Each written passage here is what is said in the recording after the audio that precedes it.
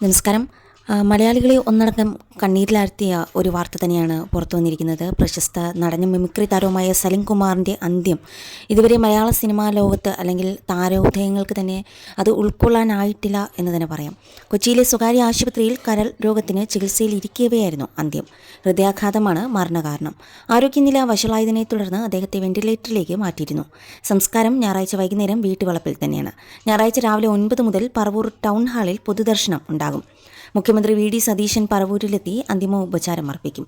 ഹാസ്യ കഥാപാത്രങ്ങളിലൂടെ കുടുകുടെ ചിരിപ്പിക്കുകയും ഗൗരവം നിറഞ്ഞ വേഷങ്ങളിലൂടെ കണ്ണീരണിയിക്കുകയും ചെയ്ത ഒരുപിടി കഥാപാത്രങ്ങൾ സമ്മാനിച്ച നടനാണ് വിടവാങ്ങുന്നത്. മിമിക്രി വേദികളിലൂടെ സിനിമാ ലോകത്തേക്ക് എത്തിയ സലിം കുമാർ ഹാസ്യവും വൈകാരിക രംഗങ്ങളും ഒരുപോലെ തന്മയത്വത്തോടെ കൈകാര്യം ചെയ്ത നടനാണ്. കൊച്ചിൻ കലാഭവൻ ഉൾപ്പെടെയുള്ള വേദികളിലൂടെയാണ് ടെലിവിഷൻ രംഗത്തേക്കും പിന്നാലെ സിനിമാ മേഖലയിലേക്കും എത്തുന്നത്. ഇഷ്ടമാണ് 100 വട്ടം ആണ് ആദ്യ സിനിമ. അന്നു മുതൽ ഇന്നുവരെ തമിഴ് ചിത്രങ്ങളിലും ബംഗാളി ചിത്രങ്ങളിലും ഉൾപ്പെടെ 300-ലേറെ ചിത്രങ്ങളിൽ അഭിനയിച്ചു. മലയാളികളെ ചിരിപ്പിക്കുകയും സാമൂഹിക വിഷയങ്ങളിൽ ഉൾപ്പെടെ നിലപാടുകൾ പങ്കുവച്ച് ചിന്തിപ്പിക്കുകയും ചെയ്തിട്ടുണ്ട്.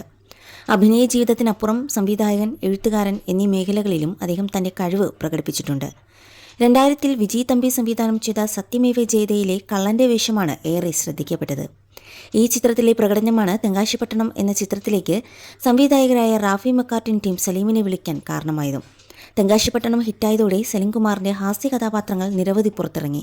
മായാവിയിലെ സ്രാങ്ക്, കല്യാണരാമനിലെ പ്യാരിലാൽ, ചതിക്കാത്ത ചന്തുവിലെ ഡാൻസ് മാസ്റ്റർ വിക്രം, പുലിവാൽ കല്യാണത്തിലെ മണവാളൻ, മീശമാധവനിലെ വക്കീൽ മുകുന്ദൻ ഉണ്ണി തുടങ്ങിയ കഥാപാത്രങ്ങൾ ഇന്നും ട്രോളുകളിൽ നിറഞ്ഞു നിൽക്കുന്നവ കൂടിയാണ്.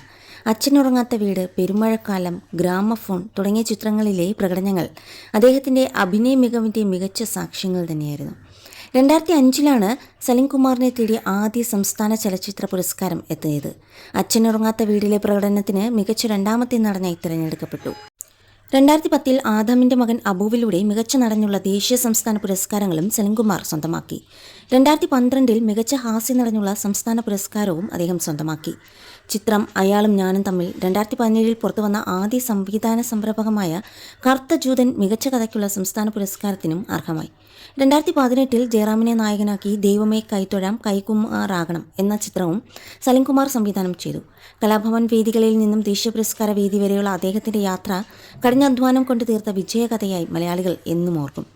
1969 ഒക്ടോബർ 10-ന് എറണാകുളം ജില്ലയിൽ ചിറ്റാറ്റുകരയിൽ ഗംഗാധരൻ്റെയും കൗസല്യയുടെയും ഇളയ മകനായിട്ടാണ് ജനനം.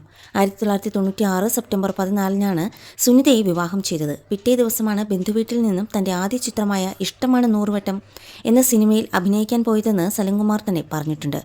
യുവനടൻ കൂടിയായ ചന്തു, ആരോമൽ എന്നിവരാണ് സലിം കുമാറിൻ്റെ മക്കൾ.